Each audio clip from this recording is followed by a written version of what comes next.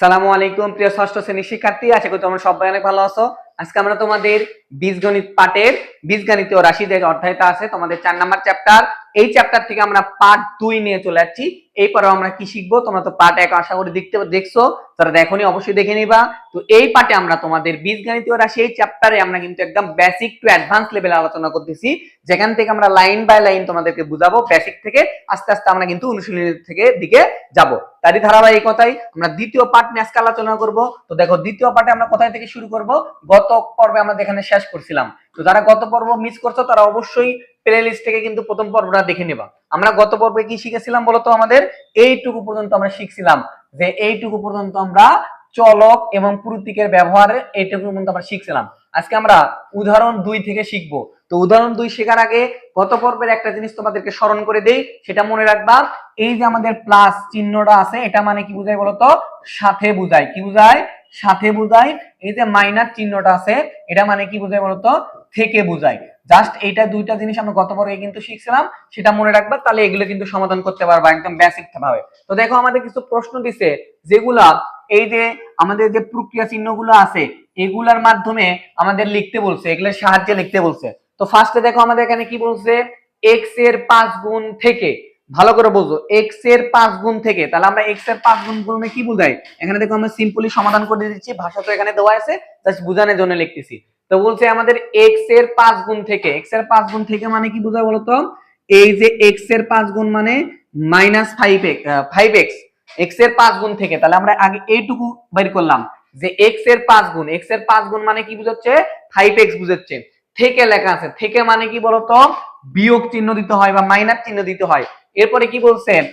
y এর 3 গুণ বিয়োগ করতে বলছে। y এর 3 গুণ। y এর 3 গুণ মানে কি বুঝাচ্ছে বলতো বাবা?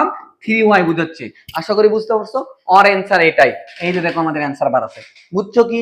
ক্লিয়ার? আমি আবার বুঝাই ভাইয়া। দেখো, বলছে x এর 5 গুণ মানে 5x। এই যে আমাদের থেকে আছে, থেকে মানে আমরা কি জানি বলতো? বিয়োগ বা মাইনাস চিহ্ন দিতে হয়। y এর 3 গুণ, এই যে y এর 3 গুণ বিয়োগফল আমাদের বার আছে। আশা করি বুঝতে পারছো। ক্লিয়ার? এবার আসো, এখন হয়তো বা বলতে পারো যে ভাইয়া এখানে বিয়োগ করলেন না কেন? যে 8 এর মধ্যে থেকে যদি 2 বিয়োগ করতে বলে তাহলে আমরা তো 6 লিখতাম, তাহলে এখানে কেন লিখতাম? মাথায় রাখবা আমাদের একটু 4.3 আছে যে আমাদের যদি চলক চলক না মিলে, চলক পুতুল না মিলে, তাহলে কিন্তু বিয়োগ হবে না। এখানে কি চলক আছে বলতো? 5 x আছে, এখানে কি চলক আছে? y আছে। কিন্তু তুমি বলতে পারো 5টার মধ্যে থেকে 3টা তো বাদ দেওয়া যায়, তাহলে দিলেন না কেন? যদি আমাদের চলক না মিলে, অর্থাৎ সদৃশ বিসদৃশ যে টপিকটা আছে, এটা তোমাদের 4.3 এ বুঝবা, একটু মাথার মধ্যে রাখো।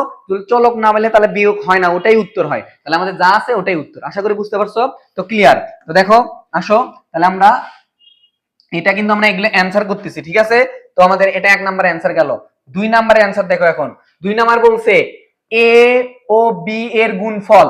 তাহলে a ও b এর গুণফল, a আর b এর গুণফল কি হবে বলতো? ab হবে। বুঝতে পারছো? গুণ কিছু নাই মানে তো গুণ হয়। এর সাথে c এর দ্বিগুণ কি বলতো? যোগ। সাথে মানে কি বলতো? এই যে প্লাস c এর দ্বিগুণ কি বলছে ভাইয়া বলতো? c এর দ্বিগুণ বলছে। তাহলে c এর দ্বিগুণ মানে 2c। কি বলতো বাবা? 2c। এটাই কিন্তু আমাদের অ্যানসার। তাহলে 2 নাম্বার অ্যানসারটা কি হলো বলতো? a ও b এর গুণফল এর সাথে c এর 2 গুণ মানে 2c যোগ।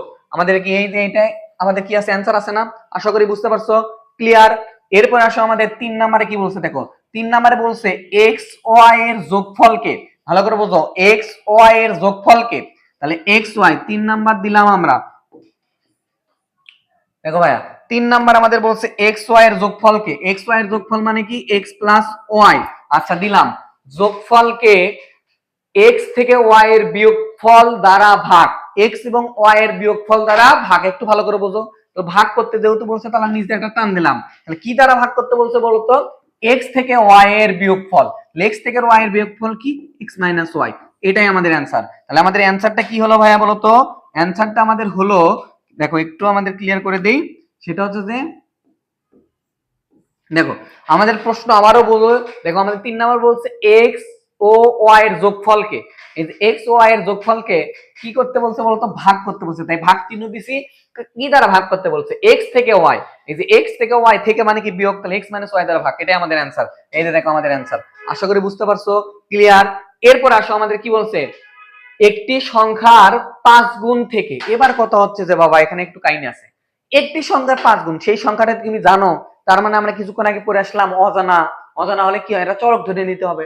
একটি সংখ্যার বলছে একটি সংখ্যার 5 গুণ, ধরে নিলাম আমরা একটি সংখ্যা x, তাহলে x এর 5 গুণ কি হবে বলতো, 5x হবে। অপর একটি সংখ্যার 4 গুণ থেকে বিয়োগ, অপর একটি, তাহলে অপর আরেকটা, যেহেতু একটা x ধরছি তাহলে একটা y ধরলাম, তাহলে y এর 4 গুণ, তাহলে y এর 4 গুণ মানে কি হবে বলতো, 4y হবে। তাহলে এই দুটো কি করতে বলছে, আমার বিয়োগ করতে বলছে। তার মানে আমাদের এই 4 নম্বরের উত্তর কি হবে ভাইয়া বলতো, আমার একটু ভালো করে বুঝো। প্রশ্নটা আমাদের বলছে যে একটি সংখ্যার 5 গুণ, আমরা জানি না কি সংখ্যা, ধরে নিলাম আমরা x, x এর 5 গুণ মানে কি বুঝাচ্ছে বলতো, 5x বুঝাচ্ছে, ভালো কথা। এরপরে কি বলছে, থেকে, এদের থেকে মানে কি বলতো বিয়োগ, তাহলে একটা বিয়োগ চিহ্ন দিলাম বা মাইনাস দিলাম।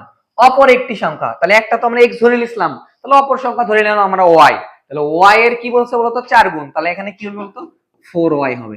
এটাই আমাদের অ্যান্সার। আশা করি বুঝতে পারছো, এই যে অ্যান্সার।